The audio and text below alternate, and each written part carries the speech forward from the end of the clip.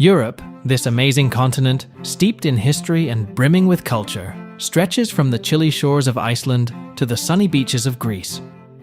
With nearly 50 countries crammed into its borders, Europe boasts a stunning diversity of landscapes, languages, and, of course, some truly unique customs. Did you know Europe is the second smallest continent? Despite its size, it punches way above its weight when it comes to global influence. From the architectural marvels of Rome to the cutting-edge innovation hubs of Berlin, Europe has been a cradle of civilization for millennia. But enough with the history lesson. Today we're all about uncovering the quirky side of Europe. So, get ready to be surprised, delighted, and maybe even a little confused as we explore 25 things that only exist or are way more common in Europe. Number 25. Cat cafes. Cat cafes, once popular mainly in Asia, have made their way to Europe, offering patrons a unique experience. These establishments blend the cozy ambience of a cafe with the companionship of resident cats. The cats, often sourced from shelters or rescue organizations, roam freely within the designated cat area. Guests can pet, play, or simply observe these furry companions while unwinding from their day. Now, let's talk about the menu. Cat cafes offer a range of beverages, from classic coffees to specialty teas, along with a selection of pastries and light snacks. It's a laid-back environment where guests can enjoy their drinks and snacks alongside their new feline friends. Additionally, many cat cafes host special events and themed evenings, adding an extra layer of fun for visitors. Whether it's a yoga session surrounded by cats or a movie night with furry company, there's always something unique happening in these establishments. Number 24. The cheese rolling tradition in Gloucestershire, England. In Gloucestershire, England, an annual tradition brings throngs of participants to Cooper's Hill, a spectacle known as cheese rolling. Here, competitors gather to chase a wheel of double Gloucester cheese down the steep slopes. Host, the objective is clear: be the first to reach the bottom and seize the cheese. But navigating the hill's sharp incline and uneven surface poses a formidable challenge. Participant 1. It's an exhilarating rush. You've got to be quick on your feet and ready for anything. It's pure chaos, but that's what makes it so exciting. People come from all over to take part in the madness. The victor earns bragging rights as the one who managed to capture the cheese first, a testament to their speed, agility, and sheer determination. Number 23. Feast of the Ass. In medieval Europe, religious festivals took on various forms, some more unconventional than others. One such example is the Feast of the Ass, a peculiar celebration that once took place in certain regions of France. During the Feast of the Ass, communities would come together to commemorate the biblical story of Mary and Joseph's journey to Bethlehem. But here's the twist. A donkey played a central role in church ceremonies. Parishioners would lead a donkey into the church, often adorned with festive decorations. The donkey, symbolizing the one ridden by Mary, would then be part of dramatic reenactments of scenes from the Nativity story. But what made the Feast of the Ass truly unique were the humorous and irreverent elements incorporated into the celebrations. It wasn't uncommon for comedic antics to ensue, adding a light-hearted touch to the solemn occasion. While the festival may seem strange to us today, it reflected the medieval mindset and the blending of religious devotion with elements of folk culture. Number 22. Europe's dark Christmas tradition. While much of the world celebrates Christmas with the jolly figure of Santa Claus, in parts of Europe, particularly Austria and Germany, December 5th brings a very different visitor: Krampus, the demonic counterpart to Saint Nicholas. On Krampus night, streets come alive with the terrifying sight of Krampus. Cloaked in fur and adorned with horns, chains, and bells, these sinister figures roam the streets, punishing naughty children and instilling fear in all who encounter them. Krampus night is a tradition that's been passed down for generations. It's a reminder to children to behave, or else they might face the wrath of Krampus. It's a mix of fear and excitement. Seeing the Krampus parade is like stepping into a nightmare, but it's also a thrilling experience that's unique to our culture. The origins of Krampus can be traced back centuries, with roots in pagan folklore. He's said to be the companion of Saint Nicholas, tasked with punishing those who have been naughty throughout the year. Legend says that Krampus carries a bundle of birch branches, which he uses to swat misbehaving children. In some traditions, he even carries a sack to drag the truly wicked away to his lair. Today, Krampus Night is celebrated with parades, festivals, and events across Austria, Germany, and other parts of Europe. It's a spectacle that draws tourists from around the world, eager to witness the eerie spectacle firsthand. Number 21. Paid public toilets. In Europe, particularly in busy tourist hubs, it's not uncommon to encounter public toilets that require a small access fee. While this practice may seem strange to visitors accustomed to free facilities, it serves an important purpose, covering maintenance costs. Host, paid public toilets in Europe often offer amenities such as clean facilities, stocked supplies, and sometimes even attendants to ensure cleanliness and provide assistance to users. Maintaining public toilets incurs expenses for cleaning supplies, maintenance staff, and general upkeep. By charging a small access fee, authorities can offset these costs and ensure that the facilities remain in good condition for all users. Number 20. Sunday closures. Across Europe, you might find shops and businesses with closed signs on Sundays. This can be a surprising switch from cultures used to 24/7 convenience. While some gas stations, convenience stores, and tourist areas might stay open, expect a more relaxed pace on Sundays in many European countries. Planning your shopping and errands accordingly is key for a smooth trip. Number 19. Bidet Bonanza. Brace yourself for a bathroom essential you might not be used to, the bidet. This small sprayer next to the toilet is a common fixture in many European bathrooms and is used for personal hygiene after using the toilet. While it might seem unusual at first, bidets are considered a hygienic advantage by many Europeans. A 2017 study by the International Journal of Hygiene and Environmental Health found that bidet use was associated with a lower risk of self-reported hemorrhoids and anal itching. Number 18. Savoring smaller portions. European restaurant portions tend to be noticeably smaller than what you might be used to in other parts of the world, particularly North America. This is because Europeans generally focus on the quality and freshness of the ingredients rather than the sheer quantity of food. Don't be afraid to order multiple courses or ask for recommendations if you need a more substantial meal. Number 17. Siesta time. If you're visiting southern European countries like Spain or Italy, be prepared for the siesta. This is a midday break, typically in the afternoon, when many businesses and shops close for a few hours. The siesta is a way to escape the midday heat and recharge for the rest of the day. Factor in siesta hours when planning your activities.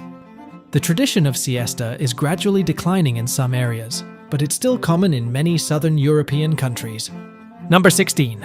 Vacation day dream. Workers in Europe generally enjoy a much higher number of vacation days compared to North America. This is often mandated by law, giving Europeans more time to relax and explore. If you're traveling for work, be mindful that some colleagues might be unavailable due to their vacation time. According to the Organization for Economic Cooperation and Development, OECD, on average, European Union member states offer workers a minimum of 20 paid vacation days per year, while the United States is the only OECD country without a statutory minimum paid vacation entitlement. Number 15. Separate bills. Splitting the bill evenly, often referred to as going Dutch, is the norm in many European social situations. Unlike some cultures where one person might treat the entire group, expect to pay for your meal or drinks at restaurants and bars. This applies to both casual outings with friends and even on dates. While it's perfectly acceptable to offer to pay for someone else, don't be surprised if your offer is politely declined. If you're dining with a larger group or for a special occasion, it's always a good idea to discuss beforehand whether you'll split the bill individually or go for a more traditional pooled approach. Number 14. Chimney sweep superstition. Throughout Central Europe, and particularly in countries like Germany, Austria, and the Czech Republic, encountering a chimney sweep is considered a stroke of good luck. This centuries-old superstition stems from a time when chimneys were a major fire hazard. A clean chimney meant fewer fires, and a skilled chimney sweep was like a guardian against disaster. Various tales explain the lucky association with chimney sweeps. One popular legend involves a kind young sweep who saved a king or a princess from a runaway carriage. As a reward, the grateful royal declared all chimney sweeps to be lucky. Another story suggests that the soot itself held magical properties, warding off evil spirits and bringing good fortune to those who came into contact with it. The belief in the good luck brought by chimney sweeps extends beyond just seeing them. People would sometimes touch a sweep's buttons, or even try to get a smudge of soot on themselves, hoping to transfer some of that good fortune. This tradition continues today, with some chimney sweeps even selling small packets of lucky soot as souvenirs.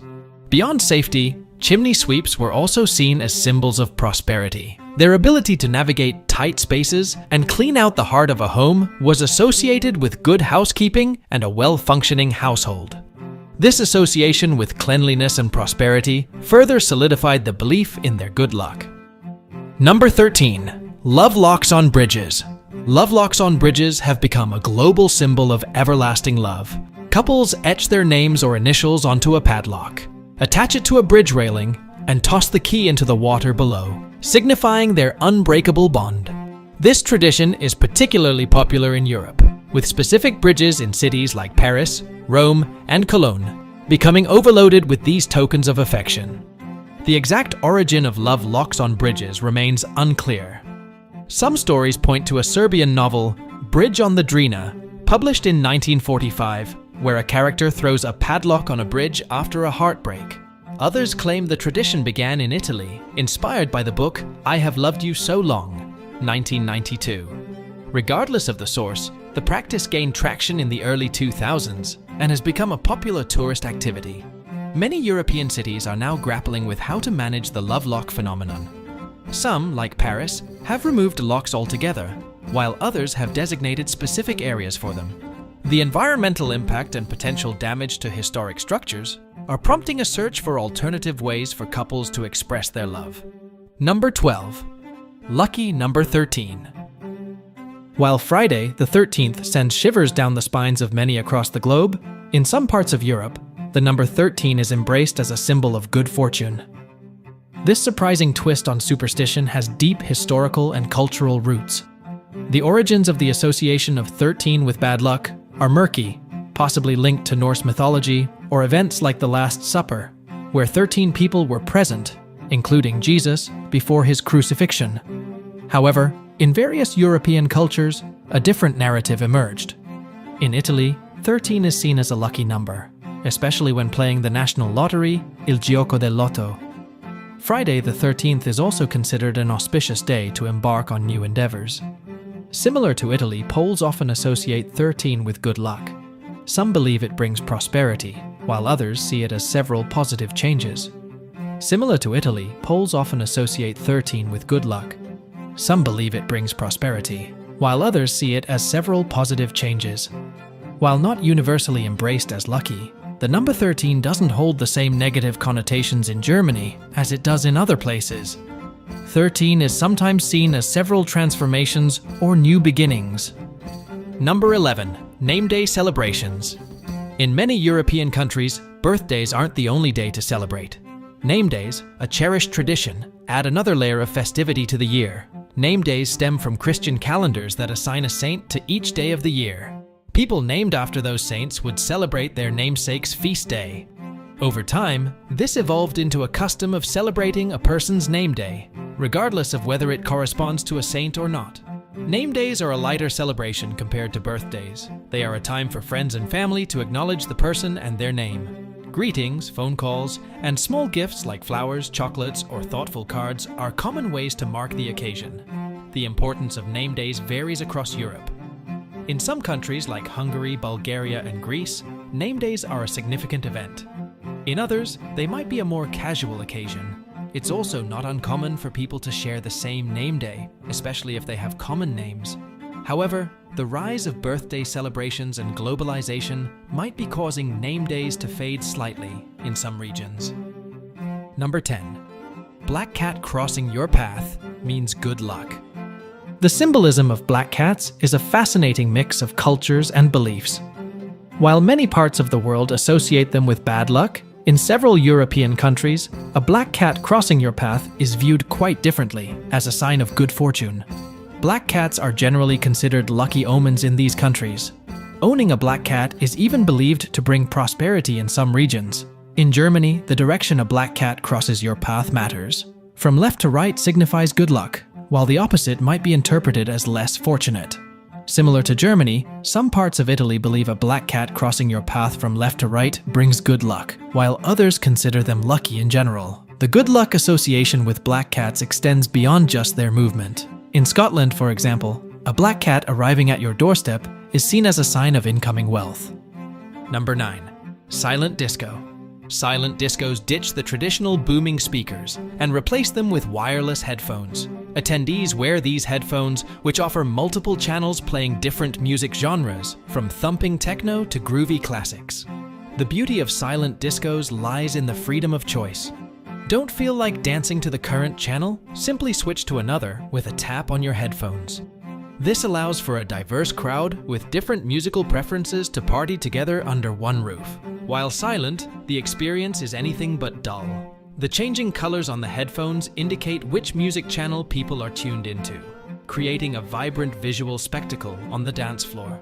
Imagine a sea of flashing red lights for the energetic channel, contrasting with calming blues for the chill-out tunes.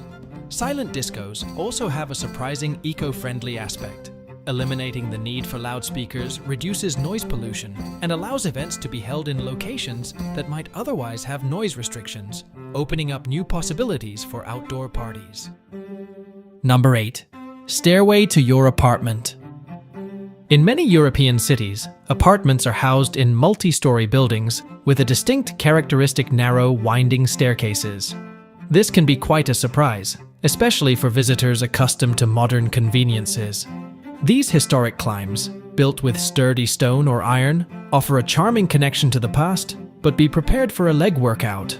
While tight spaces might challenge mobility and require creative maneuvering with groceries, these staircases can also become social hubs, fostering connections with neighbors as you navigate the climb. Number 7. Kissing on both cheeks.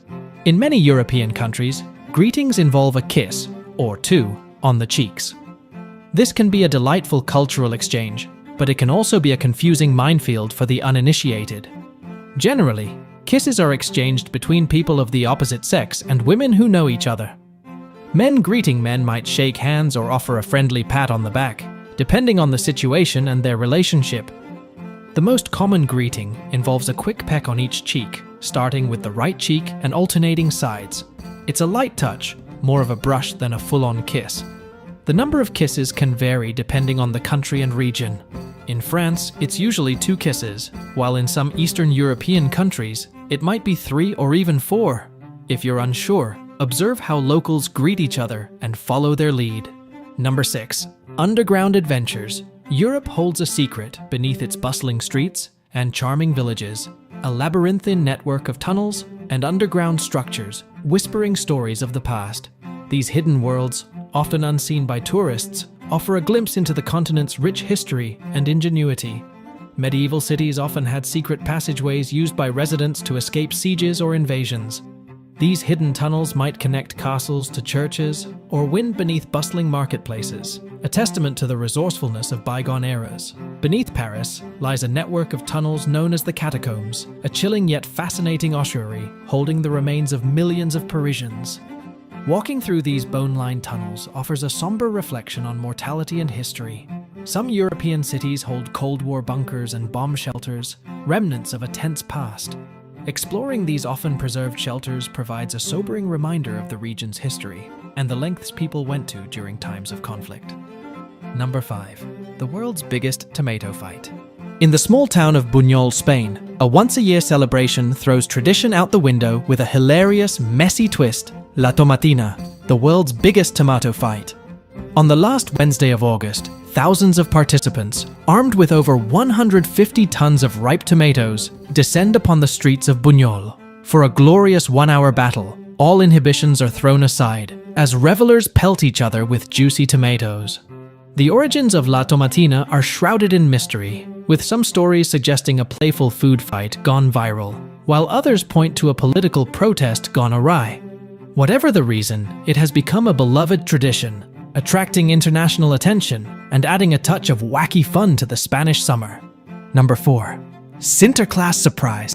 In the Netherlands, there's a whole different gift-giving figure waiting in the wings for the holidays. Forget the jolly man in red, here comes Sinterklaas. Imagine a jolly bishop in a red robe and a pointed hat, arriving by boat from Spain, accompanied by his mischievous helpers, the Zwarte Pieten, Black Pete. This is Sinterklaas, the patron saint of children, who kicks off the festive season in the Netherlands in mid-November. The celebrations surrounding Sinterklaas are a delightful mix of traditions. Children leave their shoes out with carrots or hay for Sinterklaas's white horse. Yes, he has a horse. And in return, they receive small gifts and treats. Sinterklaas Day itself, celebrated on December 5th, is a bigger affair with gift-giving and family gatherings. Here's the twist. Sinterklaas's helpers, the Zwarte Pieten, have been a source of controversy in recent years. Their traditional blackface appearance is seen by many as racist. Thankfully, the character is transforming, with many opting for soot smudges instead of blackface makeup. Number 3. Car-free zones. Many European cities are taking a bold stance towards sustainability and prioritizing pedestrians and cyclists. Car-free zones and extensive bike lane networks are transforming the way people get around, creating a healthier, more vibrant urban environment. No more dodging exhaust fumes, just enjoying the fresh air and sunshine. Car-free zones become vibrant public spaces, perfect for people watching, socializing, and soaking up the atmosphere of the city. Cafes spill out onto sidewalks, and streets become extensions of living rooms. Number 2. Square watermelons. Square watermelons are indeed a surprising sight, and while they originated in Japan to save space and improve transportation efficiency, they have found a niche market in some parts of Europe as well. Europe prioritizes fresh, local ingredients, but that doesn't mean there aren't a few surprises in store. While pre-packaged, everything might be the norm back home, Europe offers a chance to discover unique seasonal delights. And who knows, you might even encounter a square watermelon. Yes, these boxy fruits, originally grown in Japan to save space, have found a small but devoted following in some European markets, so keep your eyes peeled for this unexpected grocery find. Number 1. Baby jumping in Spain. El Salto del Niño, or the Baby Jumping Festival, is held in the village of Castrillo de Murcia in northern Spain. This centuries-old ritual involves carefully jumping a newborn baby, unbaptized and still dressed in swaddling clothes, over a bed of mattresses held by men of the village. Yes, you read that right. While it might seem shocking to outsiders, locals believe this practice cleanses the baby of original sin and grants them good health and fortune. Thankfully, the baby's safety is paramount. The jump itself is very short, and experienced villagers ensure a safe landing. And there you have it, folks. 25 weird and wonderful things that you can only find in Europe. But what do you think? Have you ever experienced any of these things while traveling in Europe? Maybe you've encountered an even weirder quirk. Share your thoughts and travel stories in the comments below, and don't forget to like and subscribe for more adventures around the globe.